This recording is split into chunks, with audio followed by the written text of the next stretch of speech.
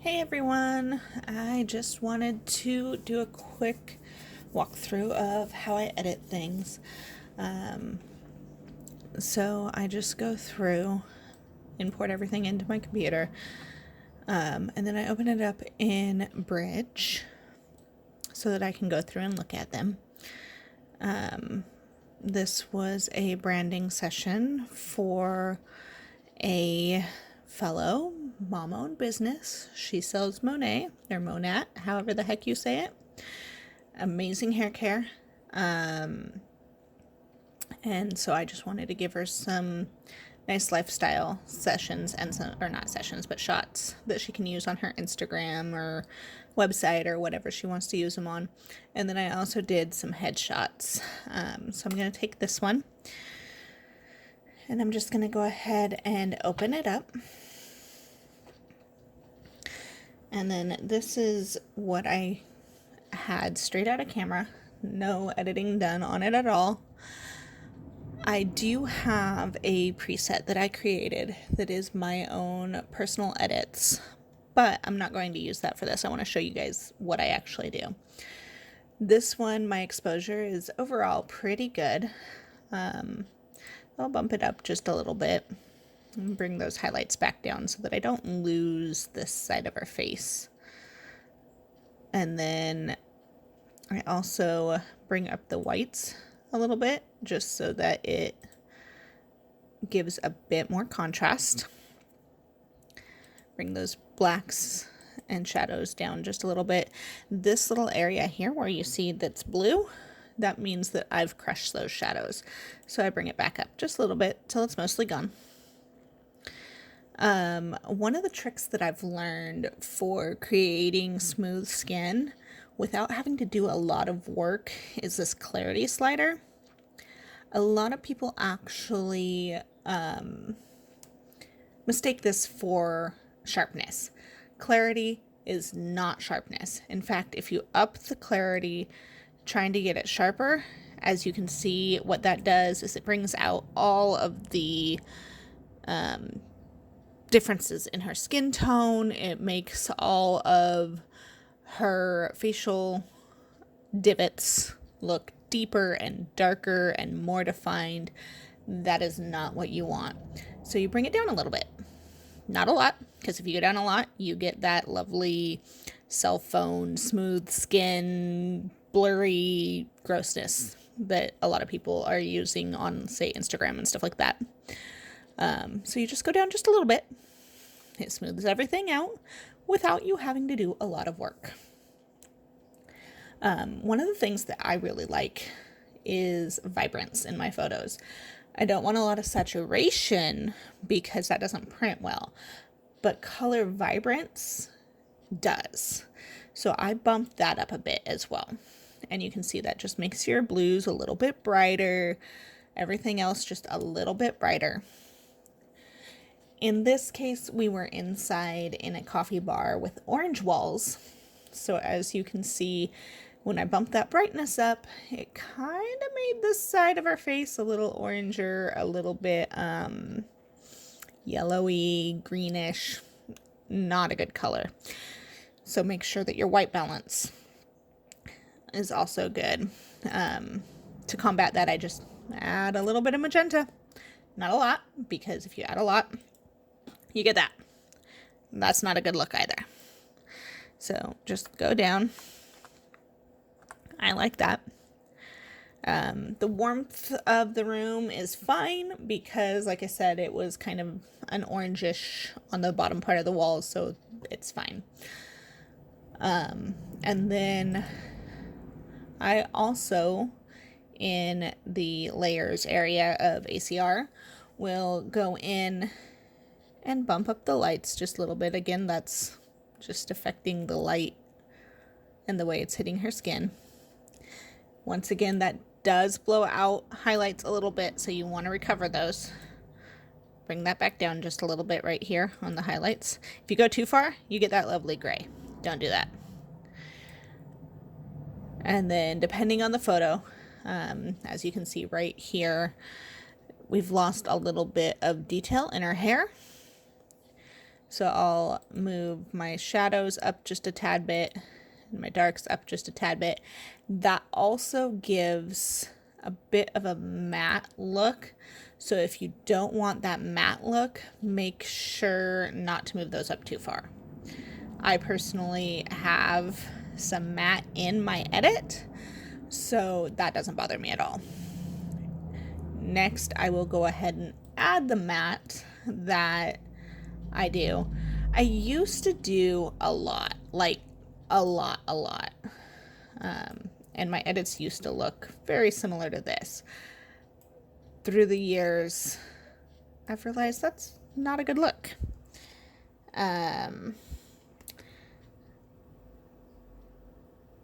So I've changed it. I move this back down and I only matte a little bit. When you're adding a matte, make sure that you bring your midtones back to center line. Otherwise, if you don't, you just end up raising everything and it doesn't actually add a matte, it just lifts up your shadows. You have to have your midtones at your center line or a little bit below in order to get the matte over your shadows.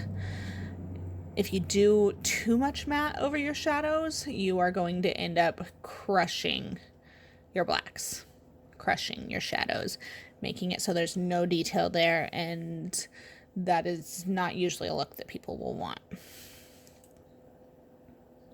You can also, when you're adding the matte, up your highlights.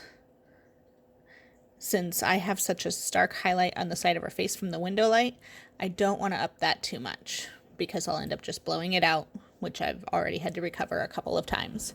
So I will leave that pretty darn close to center line. So moving on, because I shoot in RAW, all of my photos will need a slight amount of sharpening. Sharpening is destructive to the photo.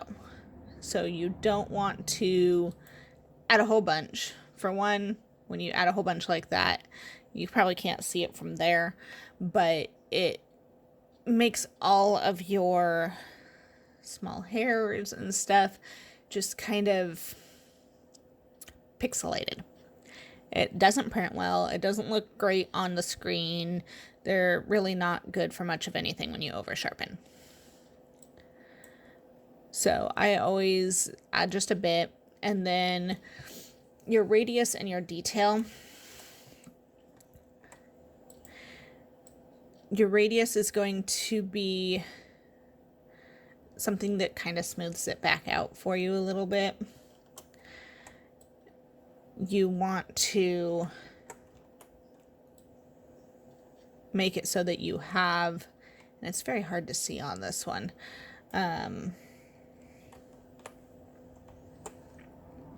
but you want your lines from your sharpening to be as small as possible.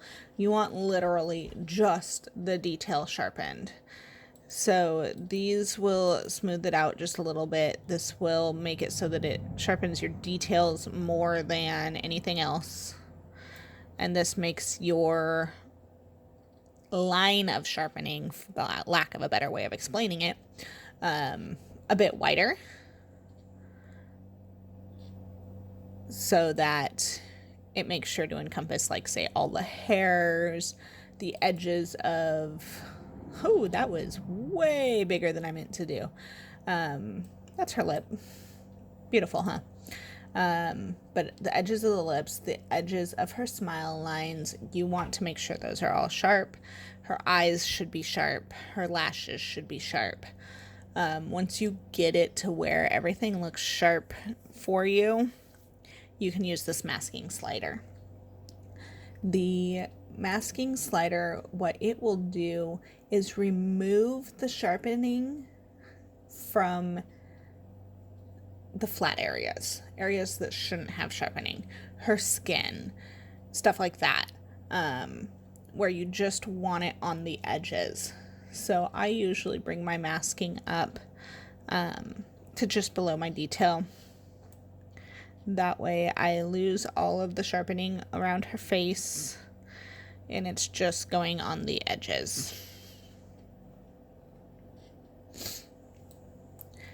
For the color, this is where I try to get rid of some of this yellow cast that's on her face. Again, that's from the wall. And this yellow cast that's in her hair. Her hair is not actually bright mustard yellow. It's a very light, very natural looking blonde on the bottom, and kind of ombres into her brown. It's awesome. I love her hair. So I will take and move the sliders just slightly. So as you can see, that one affects her face. Look, we can make her an alien. That's the oranges. And so yellow is going to have orange, it's going to have red, and it's going to have yellow in it. Sometimes even some green. You'll find that a lot of your greens in your photos are actually yellow. So I'll move that one into the orange just a little bit. It makes her skin tone a little bit less yellow. And then I'll move the yellow also into the orange, which affects her hair, as you can see. And I'm actually going to move that one quite a bit because I really want to get rid of that green cast in her hair. And then I'll check the greens and see if any of those yellows are actually green. And they're not. So that one doesn't matter. Then you go into the saturation. This can help her skin tone quite a bit as well. Or you can make her, completely blue looking. I'll usually up saturation by just a tiny bit. 5. Don't go any higher than that. On the orange. That way I have a nice warm hue to her skin. And as you can see, that did not completely get rid of all of the yellow. I will have to do some work in Photoshop on that, but that's okay. If a client has a lot of red or magenta in their skin, any rosacea that they don't necessarily like, always ask before removing any permanent features of a client. If they've got acne, okay, yeah, you remove that. If they have a mole, I always ask. I don't want to remove something that is permanently affixed to their body. But if they're, say it was warm outside and so they're a little bit red because you were running around a field in the open sun, you can bring down the tone of the reds by removing a little bit of the saturation. Don't remove a lot of it because, as you can see from her lips, it'll turn them gray. You can also, if they're not a red person and you're wanting to up, say, a lady's makeup, you can up them saturation. Don't do it too much again, because then you end up looking like you got bloody lips. In this case, she doesn't have any red in her face. I'm going to up the saturation by just a little bit to pop her lips a little bit and get rid of a little bit of that, more of that yellow by downing the saturation there.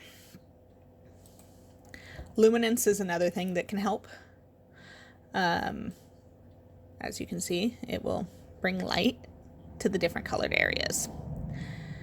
So I will usually up the oranges by just a tad, up the reds by just a tad, and up the yellows by just a tad. Just brings a little bit more light into their face.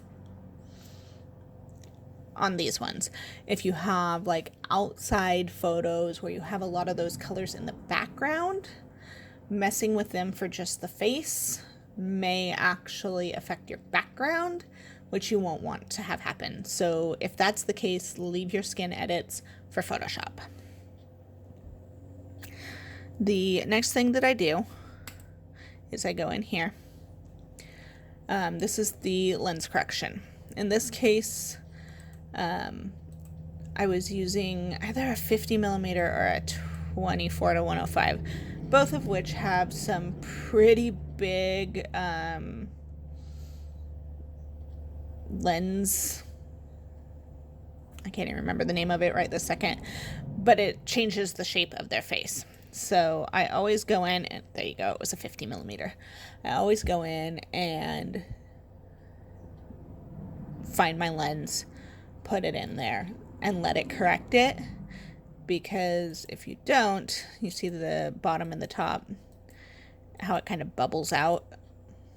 It just makes it look a little bit better. In fact, with my 50 millimeter, I will even take the distortion and correct it a little bit more than what it automatically does it, and the vignette, because I don't want that extra vignette and distortion around the edge. So now that I've got that, sometimes when you do the distortion and lens correction, it will do too much vignette removal on like outdoor photos and such. So on those, I will add a bit more back. This one, I don't want it, so I'm leaving that off. So that right there is my raw. I've taken it in to ACR and done just my basic corrections. This is not anything special. Technically, I could give her this photo right now, the way it is. It's perfectly fine. But I have a bit more of a polish that I put on my things. So I open it into Photoshop. I've got a lot of things open right now. And it takes my computer a minute because it is old and slow.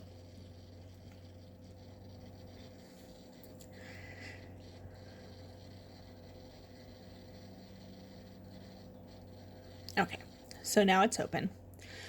And as you can see over here, I actually have a few actions that I've created for myself of my own edits. These are not ones I've purchased. I do, however, have ones I've purchased that I purchased so that I can learn from them. They're all ones that are completely customizable. They don't come back flattened or anything like that. And that way I could dissect them. That is a great way to learn if you don't have the funds or availability to purchase tutorials or classes or anything like that. You can self-teach. I have done it. Now, not saying that I'm perfect. There's still a lot that I need to learn, but I'm proficient. So what I do from here, I like my colors to really, really, really pop. So what I do is I copy my background layer. And then I go up here to image and then mode, and I change it to lab color.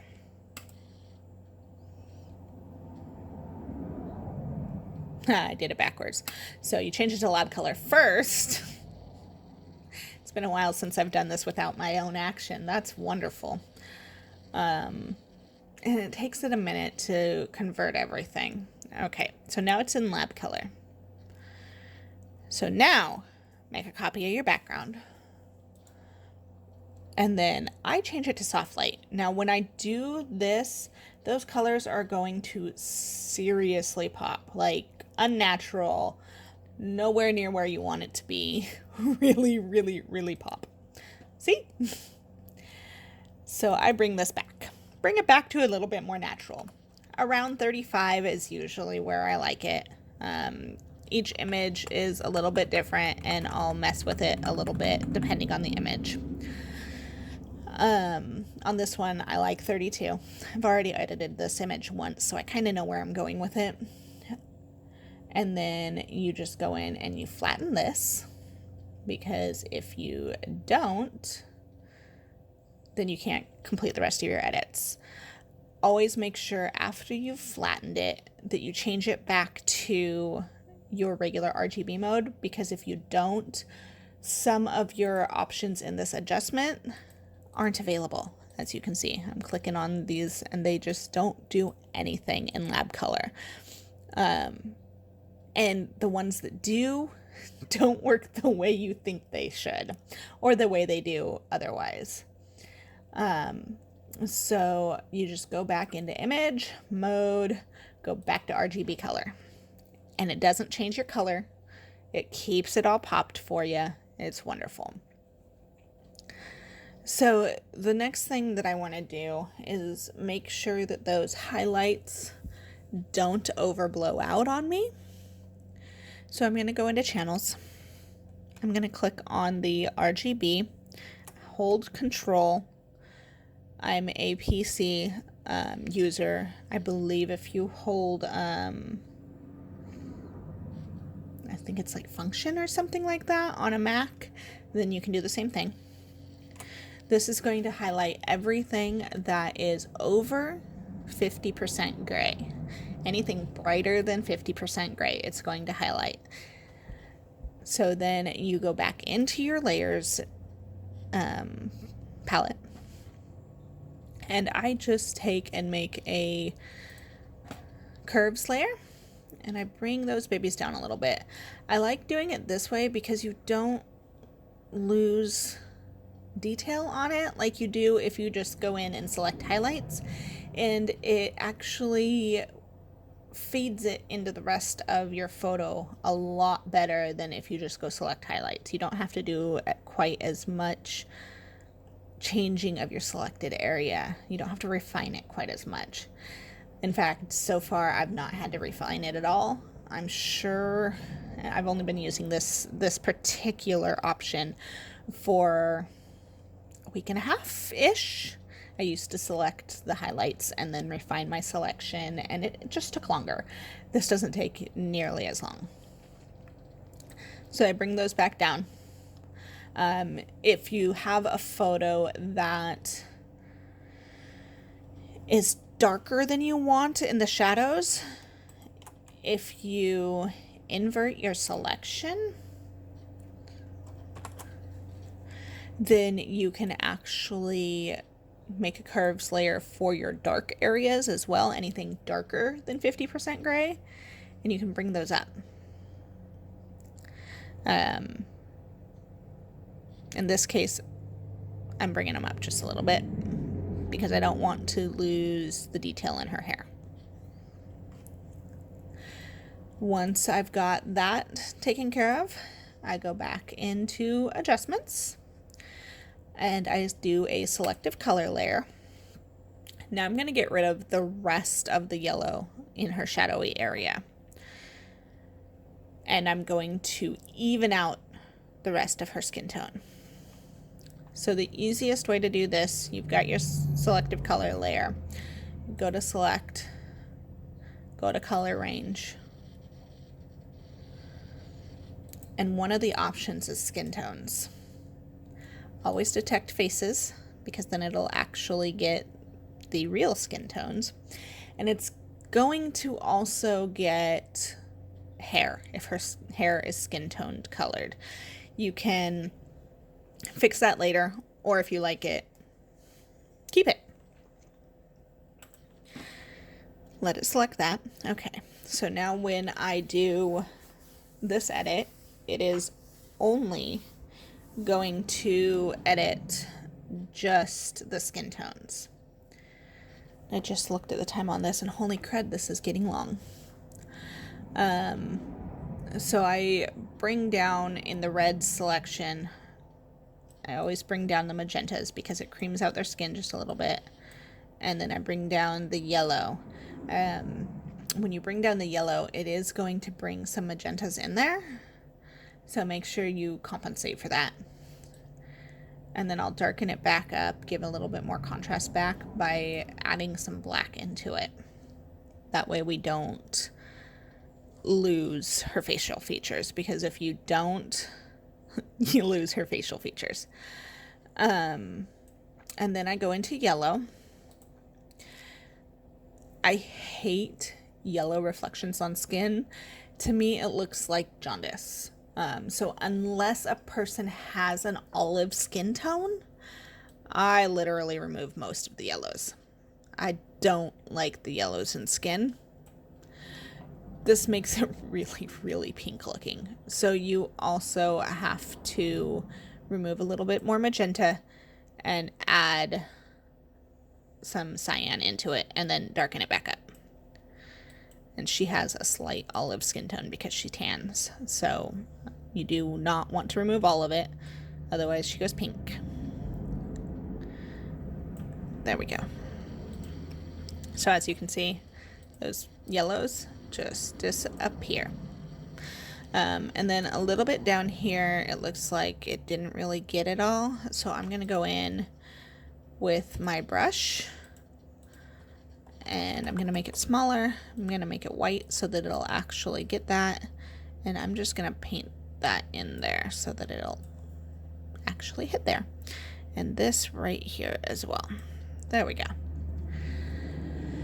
And then this made her hair look white and lifeless. So I will go in with a black brush on that and just paint it back off. And I'm at 75% opacity, so you got to go over it a couple of times. And I'm going to paint it off of this part of her hair too, just so that she keeps her color. So that's that. Now, I do like my matte, but I like to have a bit of contrast in there too. Total contradiction there, but that's the way I like it. So I will, not that one, I will go into the brightness and contrast adjustment, and I will just up that contrast by very little, just a tad. This as it is, perfectly sellable. Personally, I like to bring a little bit more light into the face. To do that, I go into layers, new fill layer, gradient, and then I create, it's already on there, the gradient layer that goes from white to nothing. Instead of doing a linear, you do a radial so that it's a circular one. I personally, for whatever reason, like it right there at 141.84 degrees.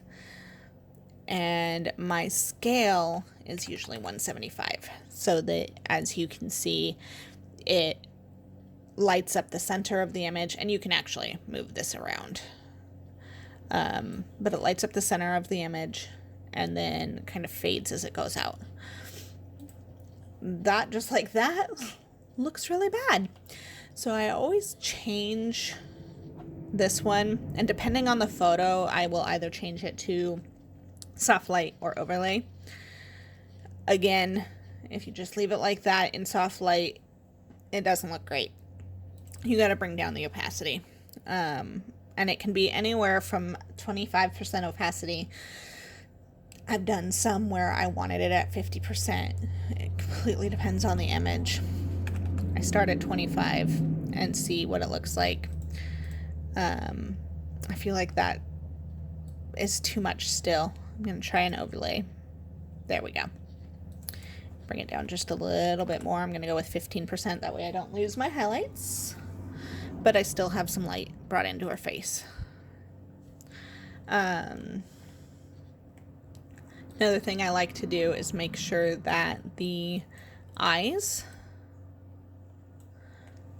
are good, that they're nice and bright. So I will dodge and burn them. I start with the highlights, usually at only about 10% exposure because I don't want to overdo them. And then I zoom in. And I just paint that into the eyes until it's where I want it. It will brighten them up just a little bit on the highlights. And then if it's not doing enough, I'll do it in midtones, because a lot of times when you don't use fill flash, your eyes are actually midtones, not highlights. But you want them to like look like highlights. So I do that. And that just brightens them up. And I always do that on a background copy, never on the actual background. That way if I go too far, I can just lower the opacity on that copy and be fine. Once you've got them as bright as you want them, you don't want the iris and the pupil to look odd. So I always go in with a burn at about 10 to 15% and burn the iris and pupil so that they're back to their normal natural color. You want the whites brighter, basically, is what you're doing. So there we go. That is, because her skin is pretty much flawless anyway, that's how I would be happy with giving it to her.